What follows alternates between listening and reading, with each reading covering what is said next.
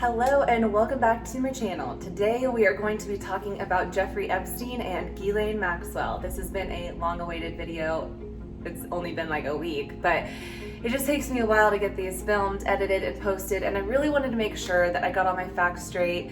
This is a very complicated case because it does involve a lot of legal loopholes, if you will. So if you have a background in law or have anything you want to add to this case, I would really appreciate if you would leave it in the comments so that I can refer back to it and other watchers can too, if you have anything you want to add, because this is an ever-evolving snowball of a story. So I'm going to do my best to condense what I know into this video. It might end up being a two-parter, we'll see, but I hope that you enjoy. So let's get started.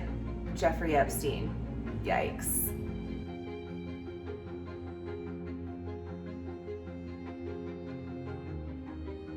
Jeffrey Epstein was born in Brooklyn, New York in 1953. He, at the age of 21, became a teacher at an exclusive private school on the Upper East Side of Manhattan. While working there, he became acquainted with Alan Greenberg, the CEO of Bear Stearns. And while he was there, he was known to influence other parents during parent-teacher conferences to try and get an in at Bear Stearns. That is where he really wanted to work. He saw the opportunities of success there, so he really wanted to work there. He convinced these people to put in a good word for him, and it worked. And in 1976, he began working at Bear Stearns as a junior assistant to a floor trader. He worked his way up and eventually began advising the bank's wealthiest clients on tax mitigation strategies. And in 1980, he became a limited partner at Bear Stearns. In 1981, Jeffrey Epstein founded IAG, which was a company that helped clients recover financial losses from fraudulent banks and lawyers. And then in 1987, he was hired at the Towers Financial Corporation, which is a collection agency. In 1993, TFC imploded as one of the biggest Ponzi schemes in American history, losing investors $450 million, which in 2020 would be close to $800 to $900 million. It's been said that Epstein was intimately involved in this scheme, but he dipped out in 1989 before it collapsed and before charges were ever filed. In 1988, before leaving TFC, he founded J. Epstein Company, which was a business exclusively for high-dollar clients. Apparently, the minimum net worth requirement was $1 billion. However, the only publicly known client was Les Wexner, who owned L Brands, which includes The Limited and Victoria's Secret. And then it was around 1990 that he met Ghislaine Maxwell. Ghislaine Maxwell was the youngest of 9 children. She was her father's absolute favorite. She was spoiled rotten. She went to all of the elite schools, lived in a huge home with like upwards of 30 bedrooms. They owned this luxurious yacht that her father actually named after her. It was called the Lady Ghislaine. Her father, Robert Maxwell, was a very successful CEO. He owned a publishing house in the UK. It was known to be very successful. And on November 4th of 1991, Maxwell had an argumentative phone call with his son over a meeting scheduled with the Bank of England on Maxwell's default on over £50 million in loans. Maxwell missed the meeting, instead traveling to his yacht, Lady Ghislaine, in the Canary Islands. That yacht disappeared, and when they found the yacht, Robert was not on it.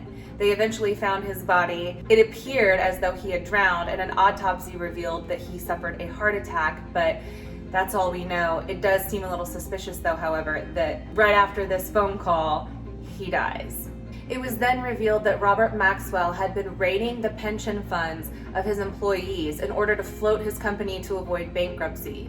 His family was left to pick up the pieces, but Ghislaine dipped out and left the UK for the US. She flew to New York, and shortly after that is when she met Jeffrey Epstein. Ghislaine Maxwell and Jeffrey Epstein started out as a couple. They dated for a little bit. It was reported by friends that Ghislaine really wanted to settle down with Epstein. She really wanted to marry him. However, Epstein never had any intention of settling down. So after they split, they did remain friends. It's worth noting that Ghislaine came from this lifestyle of extravagance and wealth, and when her dad died and all of that crumbled and fell apart and she met Jeffrey Epstein, this was like her chance to maintain that lifestyle she was so accustomed to. but she also knew a lot of key players. While she was at Oxford University, she met Prince Andrew and maintained a relationship with him. They dated for a little bit but remained friends. So when she met Jeffrey Epstein, she was able to provide Epstein with the connections to this social ladder he was so desperately trying to climb, and Epstein was able to provide her with the financial luxuries that she was so accustomed to.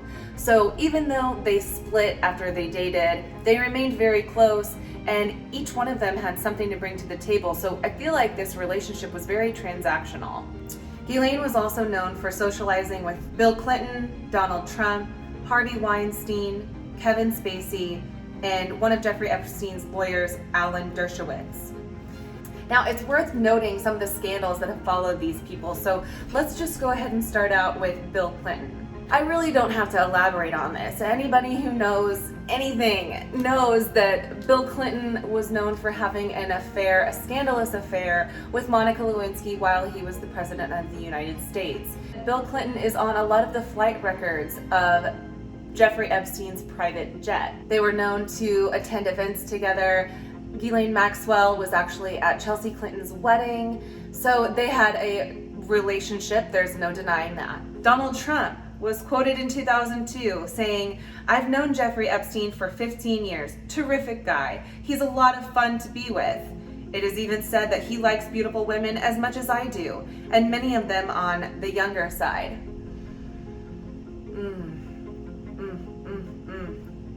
Harvey Weinstein, arrested in 2018 and charged with rape among other offenses. In February of 2020, he was found guilty and sentenced to 23 years in prison. Kevin Spacey. In 2018, he was charged with a felony for allegedly sexually assaulting journalist Heather Unruh's 18-year-old son in 2016. He pled not guilty in January of 2019, but the charges were later dropped after the victim pled the fifth and refused to cooperate or tell his story. It's unknown if they settled outside of court or what the reason was for him not coming forward with what he had to say, but that event has certainly plagued Kevin Spacey. And Alan Dershowitz is one of Epstein's high-profile lawyers.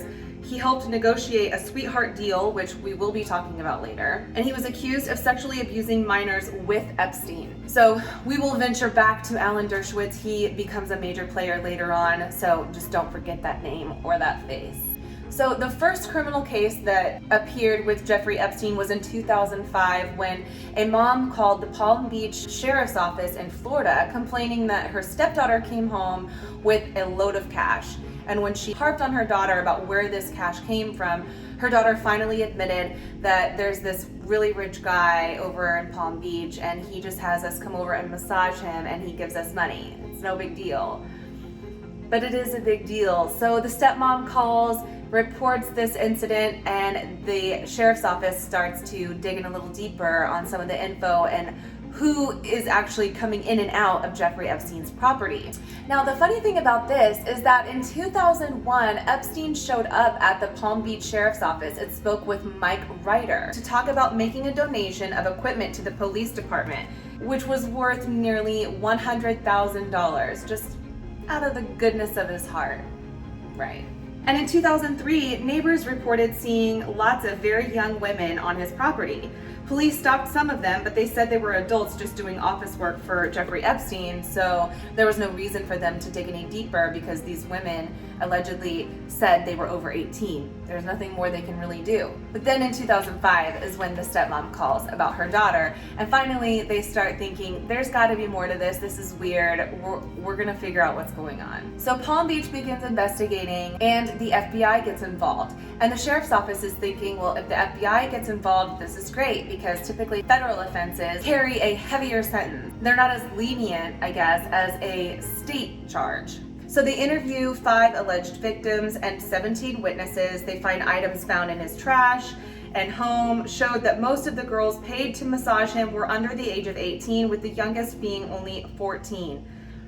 Police also found hidden cameras on the property and pictures of extremely young girls. One of his assistants reportedly removed computer drives and other electronic equipment before police could get a hold of it, but police did find a receipt from Amazon for multiple books on sex slavery. Eventually, the FBI compiled over 34 reports from various victims whose story is all corroborated. Now, I read James Patterson's book Filthy Rich on Jeffrey Epstein. He also produced the limited series documentary on Netflix with the same title.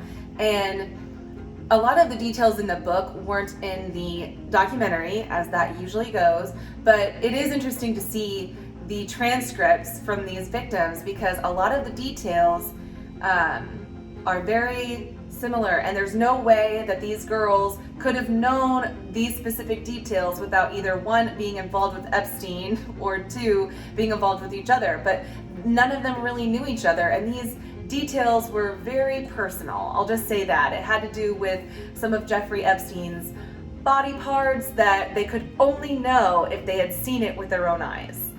So the Palm Beach Sheriff's Office is very confident that the FBI is going to go above and beyond with this case and figure out exactly what needs to be done and prosecute accordingly, right? Overseeing day-to-day investigation, U.S. Attorney Maria Villafonda is assigned to the case, and she's known as a tough prosecutor, and with the FBI involved, the investigation could reach beyond just Palm Beach. Brad Edwards represented the victims, and when he spoke with Maria Villafonda, she sounded hopeful but was unable to really give him any details. So while he is representing the girls, he's trying to get information on the investigation, but he's having a really hard time getting answers, getting clear-cut answers or progress reports or anything regarding the case, which is reason for pause. Because here's the thing, there is a federal law called the Crimes Victims' Rights Act, which means victims have the right to information and to be treated with fairness. They have a right to know what is going on in the investigation, the prosecution. They have a right to all of that information, and they have a right to be heard. And they weren't being heard. Brad Edwards' phone calls weren't being returned. He was having a hard time getting information out of anybody regarding the investigation. And in a situation where he should have felt like the FBI was on his side because he's on their side, it was not being reciprocated. So finally, Brad Edwards shows up to the courthouse and demands a hearing regarding this case. He finally gets in front of a judge and he tells the judge, listen, this wealthy man is known for abusing dozens and dozens of very, very young girls, and he's abusing his wealth, his power, and his connections with elite people to abuse these young women. And we're working on prosecuting him, but we're not getting any answers in return, and I'm representing these victims.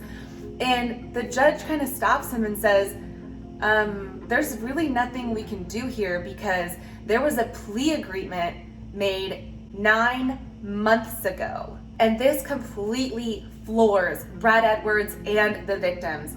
They are literally shell-shocked because this is just unheard of. Because of the Crimes Victims' Rights Act, they should have had access to all of this information, and if there was ever a plea deal in the works, they should have been made aware of that. They should have had a say in that.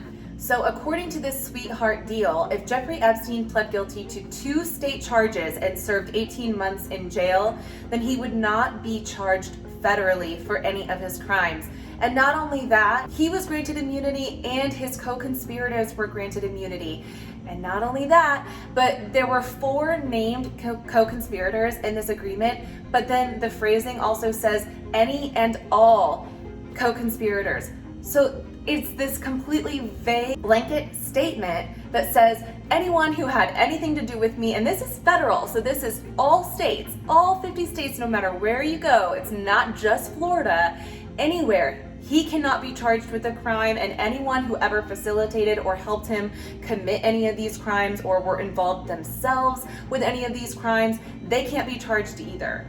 He only ended up serving 13 months of that sentence. Not only that, he was in his own private wing of the jail and was allowed to leave for 16 hours a day on a work release, 7 days a week. So he could leave the jail, go work, do whatever he wanted with whoever he wanted to whoever he wanted during his entire sentence. And I know what you're thinking. There's got to be something wrong. Kelly, you don't have your info right. Like, you don't have your facts straight. There's no way this could be real. And it is. I consulted with someone who has a background in law. She helped me. Thank you so much, Nancy, for helping me understand all of this. Even she was blown away because she just thought, surely not. just like I did, just like anybody else who has heard about this case. But this is what happened. And why did it happen? Because Jeffrey Epstein had tons of money, power, access to these elite lawyers, this dream team of attorneys to get him out of this mess. And he had connections with tons of wealthy people. And not only that, but he had dirt on a lot of wealthy people. So, because of all of these things, he was treated like no one else ever gets treated. He was able to skate under the law, avoid any discipline, any real prosecution, and get away with this stuff for years to come. Because remember, this happened in 2005, and it was likely going on long before that, and it definitely kept going on after that. At the time, the U.S. Attorney for the Southern District of Florida was Alexander Acosta. He agreed to the plea deal to grant immunity from all federal criminal charges to Epstein, along with those co-conspirators. This essentially shut down the ongoing FBI investigation into whether there were more victims and other powerful people who took part in Jeffrey Epstein's sex crimes. And as I mentioned before, Jeffrey Epstein was known to have a relationship or a friendship, whatever you want to call it, with Donald Trump. And later on, when Donald Trump became president, Alexander Acosta was named the U.S. Secretary of Labor. However, shortly after that, the Me Too movement came in, and there seemed to be a lot less tolerance for this kind of behavior. So when people pointed out the ethically challenged decisions that Alexander Acosta made during Epstein's case, they brought that to light, and Alexander Acosta resigned. But once this happened, it didn't shut down any of the victims. It didn't deter them from seeking justice. If anything, it lit a fire under them. As I mentioned, there are dozens and dozens of victims, but for the sake of this video, I'm going to talk about 3 in particular. Maria Farmer was an art student in New York when she met Jeffrey Epstein and Ghislaine Maxwell. While she was displaying some of her art at a graduate exhibition in 1995, the school's dean, Eileen Guggenheim, introduced Farmer to Jeffrey Epstein, who served as a board member at the Academy from 87 to 94. And although Farmer had already sold her painting for $12,000, the dean insisted that she sell to Jeffrey and Ghislaine instead. And she insisted that she sell it at a discount because these are very important people, she said. She stressed the importance of Maria catering to this couple. They developed this friendship, and she was hired as one of Epstein's assistants to work at his mansion in New York. She often worked as one of his art advisors. She worked at his front desk, signing paperwork and helping work with incoming tradesmen and things like that. And she also recalled seeing a lot of young ladies coming in and out of the property. She also recalls meeting Donald Trump and his wife Ivana, and meeting Alan Dershowitz, who made frequent visits to Epstein's home. As they kind of worked on this relationship and groomed Maria to believe that she was this essential, integral part of their team at the mansion, they offered her what's called an artist in residence. So she was going to go live at this huge property owned by Les Wexner, who owned the L Brands Limited and Victoria's Secret. And while she was there, she was supposed to work on these 2 specific pieces for this collection. However, this is when the abuse began for Maria Farmer. While she was in New Albany, Ohio at this isolated property, Ghislaine Maxwell and Jeffrey Epstein both sexually assaulted her, and she recalled it being a very violent, disturbing experience.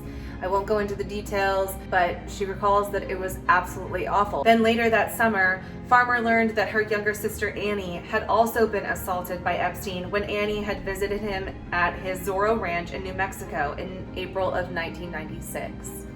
So this is prior to Maria's abuse, but when Annie was at the Zorro Ranch in New Mexico, she was told that this was going to be a learning opportunity. And Ghislaine Maxwell even spoke with Maria and Annie's parents and advised them that she was going to be chaperoning this trip, that everything would be fine. And she kind of groomed her parents into thinking that, oh, your daughter's going to be safe, she's in great hands, she's going to be with me, I'm going to be overseeing everything. This is Ghislaine grooming Annie and Maria's parents and Annie. So she goes out to this Zorro Ranch, which, little side note, Zorro is Spanish for fox. However, people in New Mexico say that it's actually slang for skunk.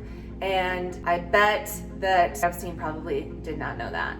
idiot. While Annie was at the Zorro Ranch, she described Jeffrey Epstein and Ghislaine Maxwell taking her to go see movies, and they would often act kind of playful and immature when they were around her. One of the first times that Annie went to go see a movie with Epstein, it was just her and Epstein, and while they were in the theater, Jeffrey moved his hand over to her hand and tried to touch her leg, and it made her very uncomfortable, but she didn't know what to do or what to say or what to think, so she tried to just get past it, get over it, put it down, because she was still at this ranch and her trip wasn't over. So later, whenever she went to go see another movie with Epstein and Ghislaine, she hoped that since Ghislaine was there, this wouldn't happen again. And let me just be clear that there were a lot of other things going on during this trip that were kind of grooming Annie to think that she could trust these people. They took her shopping, they bought her her first pair of cowboy boots, and they spent money on her, they showed her a lot of attention. And like I said, they were kind of playful when they were around her, almost like they were trying to make Annie feel more comfortable, that they were like this immature kind of couple. I guess when they were standing out front of a theater, Ghislaine jokingly tried to pull Jeffrey's pants down. And so she recalls these things and thought at this very young age, mind you, she was only 16, that, maybe she just doesn't know any better.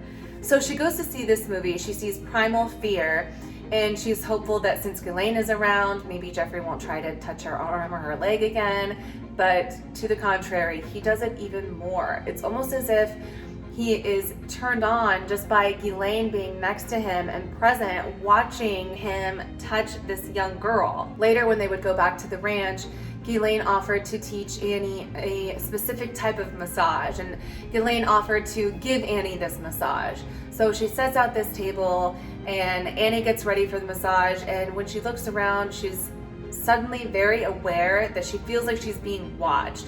So she looks around, the doors are open. She can't see anybody watching her, but she feels like she's being watched. And sure enough, there are security cameras and hidden cameras around. So you begin to wonder how much of this was for Ghislaine and how much of this was for Epstein, because Epstein wasn't involved in this massage. I mean, she felt like maybe there was a chance that he might have been watching from somewhere else, but Ghislaine was doing all the work. At this point, Annie feels like there's just as much of a threat to stay as there is to leave, because she realizes how powerful Epstein and Ghislaine are, plus she's kind of stranded at this ranch.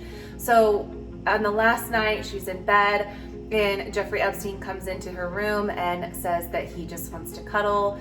He gets into bed with her and he's trying to cuddle, and it only goes that far because Annie gets out of the bed, goes and locks herself in a bathroom until the following day and is able to escape.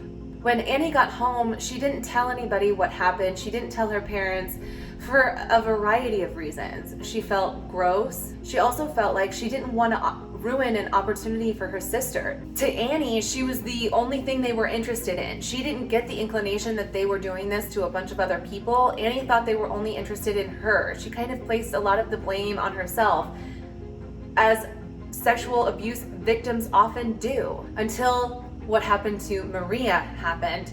And when Maria was assaulted in New Albany, Ohio, she realized, oh my God, could they have been doing this to my sister too? So she reaches out to her sister, and sure enough, Annie confirms that yes, they did this to her too. And Maria is just absolutely heartbroken and disturbed. So she calls the police, files a report, and they did nothing. Another key player to this story is Virginia Roberts, who is now known as Virginia Roberts Giuffre. At the time she met Jeffrey Epstein and Ghislaine Maxwell, she was poolside at Mar-a-Lago, which is a resort down in Palm Beach owned by Donald Trump.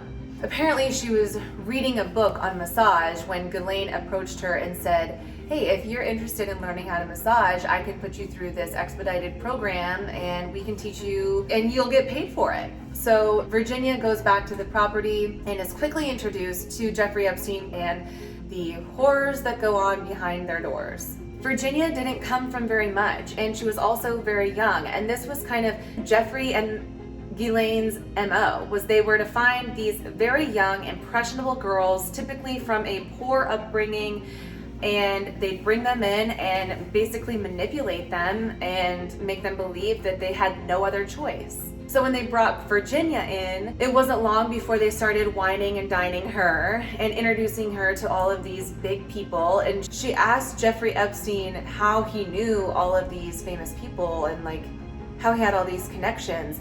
And he said, I've got a lot of dirt on a lot of big name people. That was an eye-opener for Virginia, was, wow, this guy has a lot of power. He's capable of ruining people's lives with the information that he has. And so I think that was one of the times that she realized, like, she can't cross this guy. If she tries to run or get him in trouble, like, her life could depend on it, right? She starts realizing how powerful of a man Jeffrey Epstein is. So Jeffrey Epstein starts loaning Virginia out to some of his friends, including Prince Andrew. They take Virginia to a nightclub where she meets Prince Andrew. They dance and they get along, and then they go back to Prince Andrew's room where Jeffrey Epstein allegedly takes this picture of Prince Andrew with his arm around Virginia and Ghislaine Maxwell in the background. And that is apparently the night that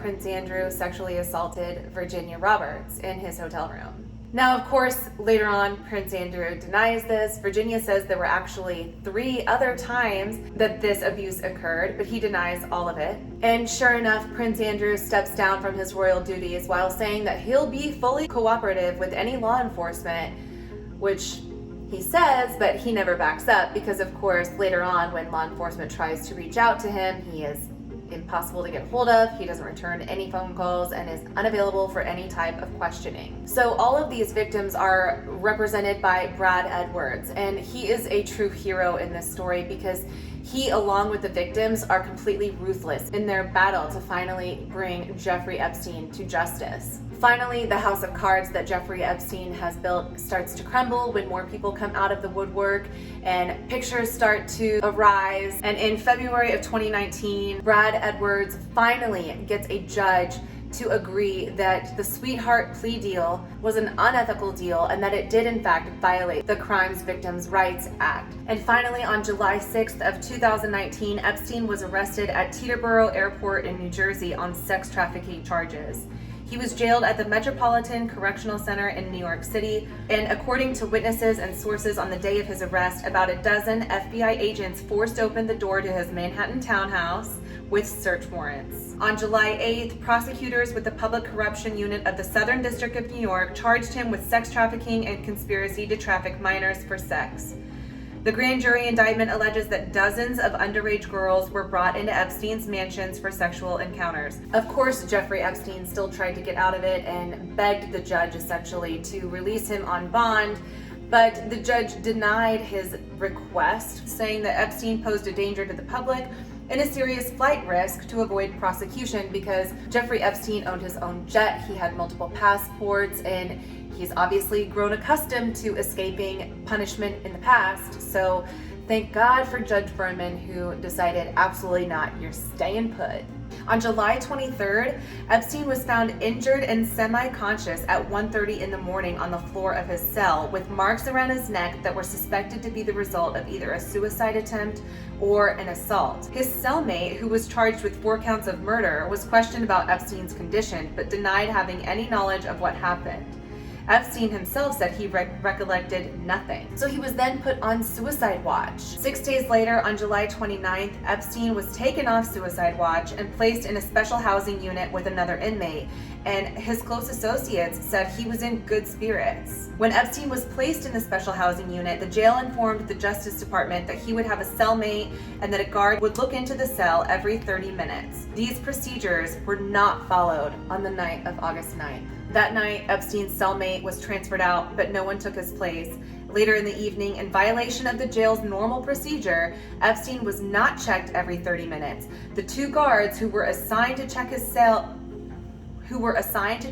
jail unit that night fell asleep and did not check on him for about 3 hours. And then, conveniently, 2 of the security cameras that faced his cell malfunctioned that night. So the following day, Epstein was found dead in his cell at 6:30 in the morning on August 10th. U.S. Attorney General William Barr called the death an apparent suicide, although no final determination had been made, and the circumstances leading up to his death are being investigated by the Justice Department. The very next day, on August 11th, an autopsy is performed. The preliminary result of the autopsy found that Epstein sustained multiple breaks in his neck bones. Among the bones broken were the hyoid bone. Such breaks of this bone can occur from those who hang themselves, but they are more common in victims of homicide by strangulation. Michael Baden, an independent pathologist hired by the Epstein estate, observed the autopsy and said that Mr. Epstein experienced a number of injuries, among them a broken bone in his neck, that are all extremely unusual in suicidal hangings and could occur much more commonly in homicidal strangulation. So what do you think?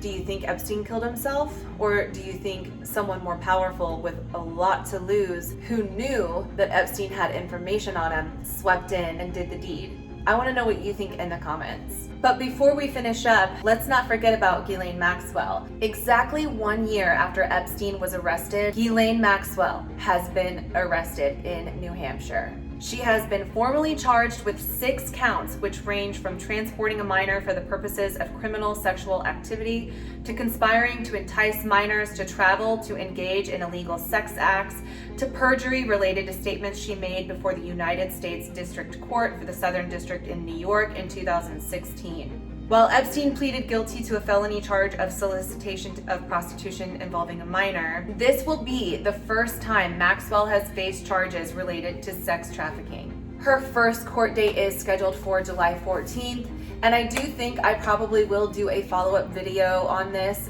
just regarding Ghislaine Maxwell specifically, because I've been seeing a lot of conspiracy theories popping up about her involvement with JonBenet Ramsey, Natalie Holloway, and all of these other wild stories. So I probably will do a follow-up to keep up with her arraignment and the charges and just everything that's going to go on with this case. I wonder if she's going to name any people. That is something that a lot of people are very excited about. I'm hoping that she will be honest.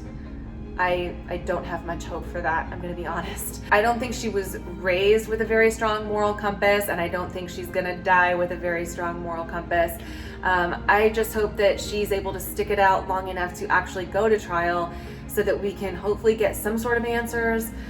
I don't know, I guess we'll see. I guess we'll see if these guards can guard her cell like they're supposed to, and if all of the cameras can stay in working order. We'll see. But thank you so much for hanging out with me and listening to this crazy story. I know it's long, I know it's complicated and unbelievable, but I would love to hear what your thoughts are down in the comments, so leave them below. Just please be nice and please be kind to one another. Until next time, thanks for watching.